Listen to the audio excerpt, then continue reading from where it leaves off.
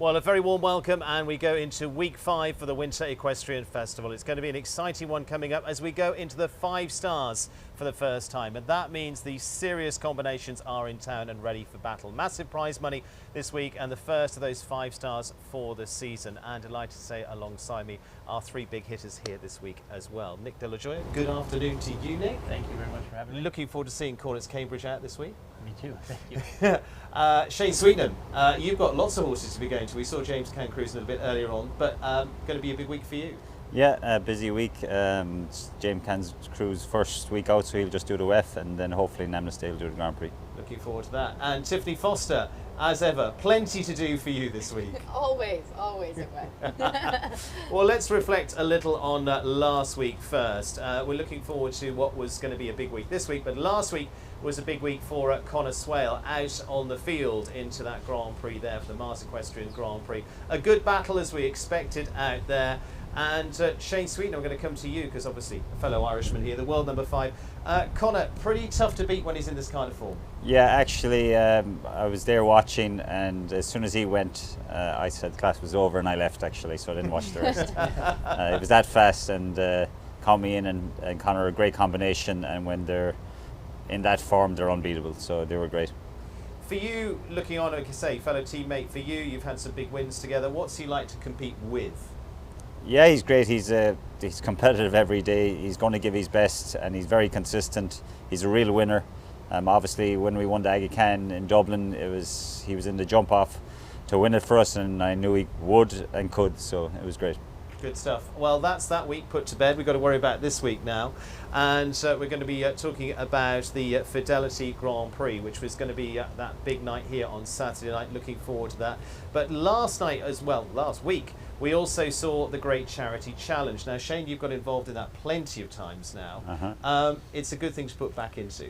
Yeah, for sure. It's a great cause every year. I'm always trying to say I'm not going to do it, but my between Lisa Laurie and Monica Preston, who sponsored the team, they always push me, and it's every year a great cause, and everyone enjoys it. A big crowd and a good atmosphere, so well worth it. From you, lots of people from your barn get involved in it as well. Dress up, do the whole thing. Here's some of the shots from the night. That's not me. That's not you. No, you've got a different tutu on that. Yeah, right? exactly. Yeah. But again, that adds to the fun of it. Oh no, it's great spirit, and a lot of younger kids get to do it, and older adults, and there's different heights, and it's fast and mayhem basically, and everyone has a great time. Well, 1.7 million raised this year. Something like 17 million has been raised for this in the whole time that's been going now. And the great thing is different themes, different ways of getting involved. And the wonderful thing is getting a big crowd in here to come and see this for fun. We see some of the outfits there. Which has been your favourite outfit or worst outfit so far? Oof, there's a few bad ones. I can't even remember. I tried to block that out. Well, let's get on to the serious stuff and talk this week as well for the Fidelity Investments 5-star Grand Prix. Shane, I'm going to start with you. Past winner of 5-star Grand Prix here too. We mentioned a little bit at James Can Cruise a moment ago. What's the plan this week? Because it's going to be a slightly different plan this week. It's his first week back properly, so I was trying to give him not such a hard week, so he's just going to do the WEF, and hopefully that'll qualify me for the Grand Prix, and then Namnesday will do the Grand Prix. He was second 2 weeks ago in the 4-star and nearly won it, so it's his time to shine, as they say, so hopefully he can give it a good go and win that Grand Prix. Won it 2 years ago, so I'd like to win it again. I was going to say, you won it on Alejandro on that occasion. Yeah, Alejandro 2 years ago, so yeah, hopefully we can do it again. Well, Alejandro's still in your string as well. Yeah, he's jumping also this week. It's also his first week, and he'll do the 150 on Sunday, which is a great class. And fingers crossed we can do another 5-star later in the circuit. Just flipping back on that, James Can Cruise, as you say, you've got a strategy for this week. What's the long-term strategy for the season then with the horse? Yeah, so the plan is he'll come out hopefully for the Grand Prix week 7, and then we'll do step by step, but hopefully the grand finale, the 500, will be a big goal for him this circuit, so fingers crossed on that. Well, went well in that last season as well. And again, a little bit more mileage on the clock. You mentioned the Nations Cup win that you had there. You finished top 3 in Geneva a few weeks ago on James Can Cruise. How does he feel now, if you like, grown up since this time last year? Yeah, of course, his experience is like people. This time last year, he had never jumped really that level. So now he's had a lot of experience with a lot of different rings and done well. He really loves his job, and he's been getting bored at home, so he's been a real pain. And he's happy to be back in the show ring today, and I'm glad to have him back. So fingers crossed that we can win some classes this circuit. So yeah, here he is on the field. Won, of course, the American Gold Cup last year as well. That was up in Traverse City. That was a good step forward for the two of you. Yeah, that was our first 5-star Grand Prix win. Dublin, he came close. Dean Hardy was very good. So I thought we had been knocking at the door. But the standard is so high at all these 5-star shows. They're very, very hard to win. So we'll be doing our best this weekend and all these weeks coming up to try to win one. It's a big week, Nick. The starting point, as Shane said there, is getting to those WEF Challenge Cups, those Grand Prix qualifiers. Sometimes they feel harder than the Grand Prix. Yeah. Talk to me about them. What is it like? It's just the pressure thinking when there's so many people, so many good people, and so many good horse rider combinations on Thursday, well, typically Thursday, you feel like almost more pressure to perform then, and it's really easy to make a stupid mistake, and then your week's almost over with your plan. So yeah, it's a tough one. Yeah, Shane, how do you play it out? How do you play it this week? Did you say you're going to go James one way? As Nick says, it's always a very tough class. There's the added pressure of trying to qualify for the Grand Prix, and the standard's very, very high. You just try to have a plan for your week and try to deliver that day and to work your horse. If it is that horse for the Grand Prix, work that horse towards the Grand Prix, or if that's its main class for that week, you try to win that class. It's 75 grand normally, and it's always a really hard class to win. Tiffany, what's the Foster strategy this week? Well, it's hopefully better than the Foster strategy the last time I showed this horse, which was I went in and I hadn't shown in a while, and I kind of made a little bit of mistake early. And then, at a part that I shouldn't have made a mistake. And then I carried on, he jumped the whole rest great. And to Nick's point, I was going to the last line, literally thought in my head, well, at least I've qualified for the Grand Prix. And I tagged the last jump and didn't. So which horse are you bringing out? Hamilton. So that same horse, but it was totally my fault, nothing to do with him. So hopefully I will have myself organized this week and put a little bit more pressure on myself to do well in the WEF and then get into that Grand Prix. So in terms of the pressure, they're different pressures for the qualifier as they are for the Grand Prix, but there's definitely pressure there. Yeah, definitely. I mean, I think there's, like Nick was saying, there's a bit more, pressure other than your own personal pressure of wanting to try to win or do well in the Grand Prix. But obviously you got to get there first. So that Thursday class is an important one for all of us, and I'm going to put a little bit more importance on it this week. For you, you've got another few options here this week in terms of the other classes that you've got. Hamilton that you mentioned in there. Battle Cry, which you've got with Ken Farrington. That's a really interesting one. Yeah, that is a horse I'm very, very excited about. I think he has a lot of potential. He's just coming 9 this year. I finished last year, his 8-year-old year. He jumped a lot of 2-star Grand Prix. Yeah. I did 2-star in Spruce Meadows, which if anyone's jumped those, they're pretty meaty. And he did that great. And then I finished the year with a 2nd place finish, almost won in a meter 50 3-star Grand Prix at Thunderbird in Langley with him. So I'm really, really looking forward to him. This is sort of his first week in the FEI division. Again, I'm a little soft start here at WEF. So we're, getting our feet wet, but I've had him out this week. He did the meter 40 today. He'll do the meter 45 on Friday, and I hope to do the meter 50 with him on Sunday if all goes well. And then I have Hamilton in here who, whenever I watch these Grand Prix, I think maybe with this particular horse, I would need the poles on the ground to catch these guys and just try to get through the standards.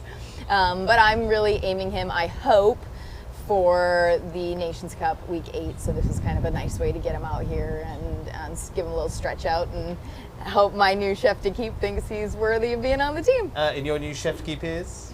Captain Canada, Ian Miller. Excellent. Looking forward to seeing him out in action there. Nick, for you, Cornet's Cambridge. Let's talk that horse first. I mean, you won out here in the spring last year on the Grand Prix there. That was a good kicking off point because the horse looked good right up to that point, and now you went on to win the Big Ben in Toronto and so forth. He had a big year. I mean, last year was his first year really jumping FEI, and he kind of started in that National Grand Prix, WEF 2 or 3 or whatever, and then he had a great WEF. He won one of the WEF, the 4-star, and then I did a few 5-star WEFs, but not the Grand Prix. Just trying to build him up, not do too much too soon with the horse. With his lack of experience, he still doesn't act like a horse with lack of experience. He's super smart. And I think he's had a great summer, great fall. and excited to have him back and out jumping this season. The plan with him is, wasn't really World Cup finals, but we had a good result in Kentucky, and he got a few points in Toronto. So, it's not every year that you get a chance to do that. I've never done that, so I am going to aim towards Live Oak with him, and then try to make the World Cup. Absolutely, because you were second in Lexington. He was second in Lexington, and so that's the plan. And it's almost a month, or it's already February. The World Cup's the first week of April, so I wasn't thinking to push him early, but kind of have to start to get informed.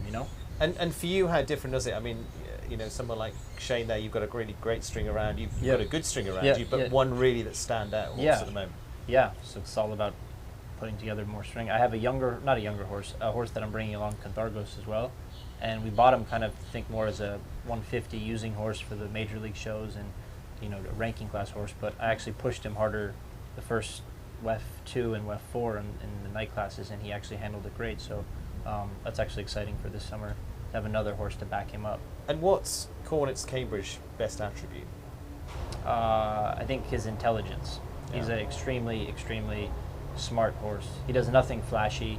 I'll show you my video trying him. You would have thought he was an adult hunter, but he knows kind of when to turn it on, and he just does. I mean, he goes in a snaffle and no hind boots, but he just figures it out. So I'd say his intelligence. That's great. And James Cancruz, a little bit similar, or how are they differing in character? A little bit different. He's also very, very smart, but has immense talent with it. And then he's one of these confident horses. He thinks he's the alpha in the room or at the show or whatever. He's got a big presence. So he's got the brains and he's got the brawn as well. So he's a very talented animal. Excellent. Tiffany, let's talk a few of the other horses that are going to be involved this week, because we know the big 5 stars here. They're tough to win from that point of view. What are your thoughts on who might come out this week, and a few of the names that might be big players? And it's a long list, I know. Sure, but let's try and pull a few out. It's deep. There's a bit of depth this week. I always find that the first 5-star here at WEF is one of the most exciting ones, because it really looks like a lot of people aim to kind of jump this one and then throttle back and then peak up again at the end of circuit. So I always think that this is a really fun class and an exciting one to watch, because everybody kind of brings out their best horses. So, I saw H.H. Azor is on the list. I don't know if she's jumping the Grand Prix, but she's definitely out there. You notice when she comes out. I think, to Shane's point earlier, I think Richard Vogel's horse will really suit the course designer this week, and he's a really fast and competitive horse, so I'd have my eye on him. United Touch. Yeah, that's a cool horse. So I think that there's going to be some heavy hitters out there for sure. How does it feel back in the barn on a big 5-star like this week? Does the atmosphere change to the 3-star weeks, etc.?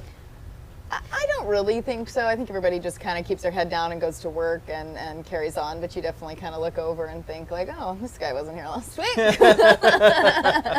And you see some of these, more famous horses that are coming out, and so I guess that adds a little bit to it, but I feel like it's more the actual night here on Saturday night. Absolutely. Well, we're looking forward to that atmosphere. Let's talk a few of the other horses in here with you guys. James Cancruz, we've talked about a bit of that. Namaste, you say you're going to change things around for that, Shane. What's the thought on that, and how much experience there, and the progression that I've been watching, but tell everybody else about? Yeah, so he's the same age as James Cancruz, but he was a bit greener when I got him, so I spent all of last year developing him. He did a lot of the major league show Grand Prix, which were great development shows for him, and he did Mexico at the end of the year, and like Lucia was a pretty real Grand Prix and did well there. So big target for him was to really make the next step here in Florida, and so far so good. He's like I said 2 weeks ago, was second in the 4-star here under the lights and handled it really well, so I'm excited to see what he can do this Saturday night. What about fellow Irishmen like Bertram Allen, Pacino and Miro coming out this week as well? Yeah, well, Bertram's track record here under the lights is pretty impressive, so he's one of the ones to look out for. If he's going to be thereabouts, I would think he's in the top 3 to win this class. So, and if he's clear on the jump off, you ain't going to be catching him speed wise. So, well, he won the Week 7 Grand Prix back to back 2021 and 2022, and from that point of view, is really tough to get past. But why is it? Because Bertram has a little bit of his own natural style, doesn't he? Yeah, so Bertram's unbelievably talented rider and natural. His biggest thing is that he's probably the fastest rider. If he's in a jump off with whatever horse, he's going to be thereabouts to win the class. He just has no fear with it, and he can probably see a distance from here to the gate. And it's just, he's always, even when he was in ponies, he always had that natural feel. So a great jockey, and lucky he's an Irishman. He's on your side, but your opposition. That's the tough part. Yeah, exactly. Nick, let's talk a few of the others as well. I'm going to pull one out for you. Killer Queen to start off with. Daniel Deusser back in the game here as well. Now, they had a tougher start last season, but of course we saw that pair together. You know, they've gone in to win so much of Spruce Meadows, you know, Aachen Grand Prix, all that sort of stuff. Couple Grand Prix along the One or way, two little things. No big deal. What's your thoughts on Daniel's now in town? Yeah, look out. I'd say for sure one of the favourites to win, for sure. Who have you been picking through, and have you had an eye on this week at all? No, not really. Been quite busy, so kind of just like Tiff said, head down, just kind of doing our job. But I don't even really know. I didn't even look at the list for this week. But that sounds like there's a fair amount of good horses. But actually, that's the interesting point. Yeah. Is that you guys? It's not so much about looking at some other sports what the opposition is. It's a case of I have my plan, I've got my plan, and I'll stick with it. I also think though at different stages, like for instance, my horse is coming out this week, and yes, he had a great year last year, but it's not like he's on top form now. So you never know. People are just getting their horses out, getting them back under the lights. You know, Killer Queen probably just flew over, I would imagine. She just came out of quarantine, so you never really know. You know, I think more week 9, week 12 is kind of when everyone's really on their A game, if you will, and kind of peaking, ready to show what they're ready to do, you know. McLean Ward, of course, is a And name. then yes, of course, you have some seasoned older horses that you kind of like, you know, pull out and they're ready to rock. So I guess, I mean, I didn't really see the list, but it's usually a mixed bag of like what Shane's doing, bringing up Namaste, or, you know, if HH Azure is coming out, then, you know, it's different. HH Azure, of course, winning in Geneva a few weeks ago. Yeah. Fellow American for you. Yeah, that was amazing. What was the thoughts on watching that and the just a performances riding that you lesson. see here? You know, I thought I was really pulling for Shane actually, and watched him go, and it just got faster and faster. And then, you know, just watching the likes of, you know, James and then Leone and then McLean on this mare, and having like a revamp almost in her career in a way. You know, she looks amazing in Calgary, and I feel like every time I see her come out now, she looks better and better. And that was just a riding lesson. The jump off of Geneva, I thought. Absolutely first class stuff. So we're looking forward to some of that on Saturday night. Yeah, Fingers crossed. It'll be difficult to win it. That's what we're going to see. I say I'm looking forward to it because I get to sit back. You guys have to actually get into the mix of it. Yeah.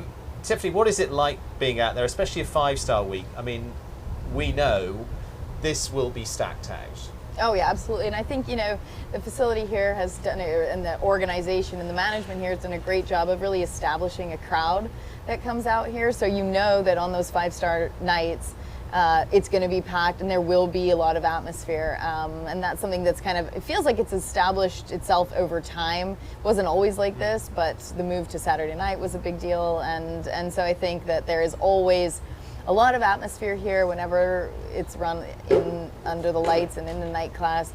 And I think that, again, it still feels really fresh right now. It's still only week 5. It's the first 5-star that we're seeing. So to me, it feels like everybody's always really excited for this one. This is one of my favorite ones of the season, this one in week 12. So I'm going to put you on the spot and pull some out for me of who you're going to think are big players this week. Riding? Yes. Or the riders? Into that 5-star Grand Prix. Into that 5-star Grand Prix. Go riders. And a couple of horses. I'm going to say Shane. Because I was really impressed with that horse. How old is that horse? He's 10 now. Well, I watched him in the WEF. Jumped amazing in the WEF. He had a time fault, like just over the time last week. I hadn't really seen him that much. And that was super, super fast. So I think I'm going to put Shane. I also might be a little biased, but I think Kent's on a really bit of a roll right now, and he has that Landon. He's out this week, and for sure, if he's out, he's gunning for one of those top positions. So, and he's won a Grand Prix on all 3 horses that he's got going so far. So confidence is with him. He's on a roll. He got 2 Grand Prix in 1 week here. Yeah, exactly. I was like, oh, finally, Kent's in a good mood. That's all it takes, 2 Grand Prix in a weekend. But the thing is, we've been talking a lot, Tiffany, about how Kent's string has been aligning. He's been rebuilding and getting that back into position. Orofina, of course, as well. And like Nick, we saw his horses coming through that spring series as well. You know, and then progress. Yeah. It must be exciting for Kent at the moment to sort of see that Yeah, through. I think so. I think like for any of us, all of us riders, I think that, you know, it's been proven time and time again that when you want to have a winner, you have to produce them yourself. Every once in a while, you'll get something will shake out that you can take some horse that's already jumped big classes and it can jive and go well. But for the most part, when you really want to try to win those classes, you've got to produce them yourself. And I actually was laying over at Shane's place when he first got James King Groups, and I was like, oh, this looks like a project. Might need a lunge line, Shane. And so to watch that horse's progression has been really, really exciting for me, because he just keeps seeming to get better and better. And I think, so to your point of what Kent's been doing, is he did a bit of a building year last year. And I think that all of these things are cyclical. You know, you have horses who retire, and you have horses who were winners for you, and then they retire and you got to start all over again. It kind of all depends on where that lands. And I think that I'm in a position right now too where I have some new really exciting owners who are willing to get behind me. And I think that you start to stack up your deck a little bit with some young horses, and sometimes you need to take a little bit of a year to build them up, which is what Kent did that last year. But then it pays its dividends now when you see he's got some really, really exciting 9-year-old and now 10-year-olds, and like Orofina's maybe 11, but still, like, that's a young group of exciting horses, and I think that that's always something to pay attention to. And we have also the imminent retirement of Gazelle, yes, the horse he won the Aachen Grand Prix on as well. Exactly. So like I said, it's cyclical, and I think that anybody who has, and Shane also does a very good job of that, of building strings. He kind of always seems to have something coming up along the pipelines. So it's fun. It's fun to watch these horses develop, and WEF here, this circuit, is such a great place to do that, because the horses know the ring, so you're able to test out a little bit of some bigger jumps, and so it's fun to see some future superstars being born. Shane, your picks, and I know it's already hard. We've got a qualifier to get out of the way and all that sort of stuff first. Yeah, I think Richie Vogel would be my first pick. I thought his horse jumped really well 2 weeks ago. Big scope, but no matter, it's Frank Rottenberger just building this week. I reckon it'll be big enough. So my pick would be Richie Vogel. Yeah, Frank over from Germany, of course, builds the courses at Aachen during the season. Going to be a really interesting one. Yeah. Nick, you looking forward to taking on that challenge? Absolutely, yeah, absolutely. For you, what are your picks through this week? Where are we going? Hopefully myself. Aside from yourself. I think maybe Killer Queen. Yeah. I think she's had a great year, great end of the year. Fresh, new venue, or not new venue, but under the lights. Yeah. I think if she comes out in stride, I think she'd be my pick. Absolutely. Well, good luck to the three of you. It's going to be a big week. You. Thank you very much for joining us. We are into a very big week, of course, with this 406,000 5-star Fidelity Investments Grand Prix. Next week is Hunter Week, and we've got the U25s and the 3-star as well. But I say a lot coming up in between. Tiffany, Shane, Nick, thank you very much for joining us. I know you're as busy as anything right now, so thanks for the time. Thank you. Thank you. Good luck. Hopefully one of you is on the top of the podium. Yeah. Come Saturday night. Nice. Or all three of us. Or all three of us. This could be podium. This could be it. This could be it. This could be it. Excellent. Okay, I wonder if we can get a bet on that. Anyway. Good luck to you all. Thank you very much for joining us. We will see you during the week, and we'll have a new segment coming up for you as well before the Grand Prix on the streaming as well. You'll be able to join us in the studio as well. We'll have a panel to analyse what's coming up for the Grand Prix as well on Saturday night. So join us for that from around 6:30. So looking forward to that. You can tune in right the way through here at Wellington International. Our thanks to Wellington Equestrian Realty for bringing us that each week. For now, we take a breather. There's a few of the pointers for the week. Hopefully you join us on Saturday night, either on the streaming or live in the stadium. Either way, it should be good. It's a 5-star week here in Wellington.